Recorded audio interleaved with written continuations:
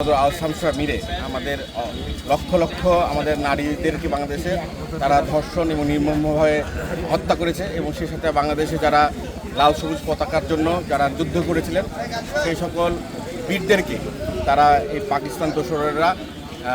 নির্মমভাবে হত্যা করেছে। তাদেরকে আজকে এই বিজয় দিবসের অন্যতম বিজয় দিবসে আমরা রাজশাহী বিশ্ববিদ্যালয়ের যে শিক্ষার্থীরা তাদেরকে ঘৃণা জানানোর জন্য, যে যারা আমাদের বাংলাদেশের সার্বভৌমত্বকে বিশ্বাস করে না, যারা লাল সবুজ পতাকাকে বিশ্বাস করে না, যারা এখনও আপনার পাকিস্তানপন্থীকে বুকে ধারণ করে পাকিস্তানকে ধারণ করে যারা বাংলাদেশে আজকে ষড়যন্ত্র করছে, তাদেরকে ঘৃণা জানানোর জন্য আজকে রাজশাহী বিশ্ববিদ্যালয়ের শিক্ষার্থীরা জুতা নিক্ষেপ এবং থুতু নিক্ষেপ কর্মসূচি আয়োজন করেছে। আমরা রাজশাহী বিশ্ববিদ্যালয় ছাত্রদলের পক্ষ থেকে তাদের সাথে অংশগ্রহণ করেছি এবং আমরা এই রাজাকারদেরকে ঘৃণা জানাই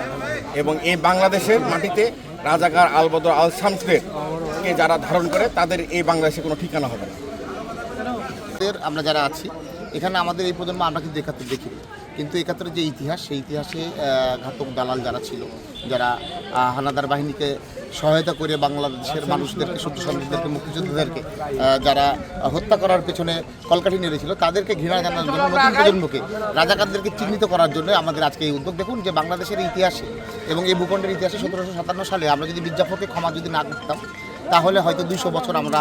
ব্রিটিশদের কাছে পরাজিত থাকতাম না। ঠিক সেরকমভাবে ৭১-এ যাদেরকে যারা দেশবিরোধী যাদেরকে যে ক্ষমা করা হয়েছিল, এটি ছিল যে চরম ভুল, সেটি আমরা হারে হারে টের পাচ্ছি যে তারা অভ্যুত্থান পরবর্তী সময় এবং মুক্তিযুদ্ধের পরেও বিভিন্ন ন্যারেটিভ দাঁড় করিয়ে মুক্তিযুদ্ধকে কলঙ্কিত করার চেষ্টা করছে, প্রশ্নবিদ্ধ করার চেষ্টা করছে এবং যারা প্রকাশ্য দিবালোকে স্বাধীনতার বিরুদ্ধে সাংগঠনিকভাবে যারা মুক্তিযুদ্ধের বিরুদ্ধে অংশগ্রহণ করেছিল তারা আজকে বড় বড়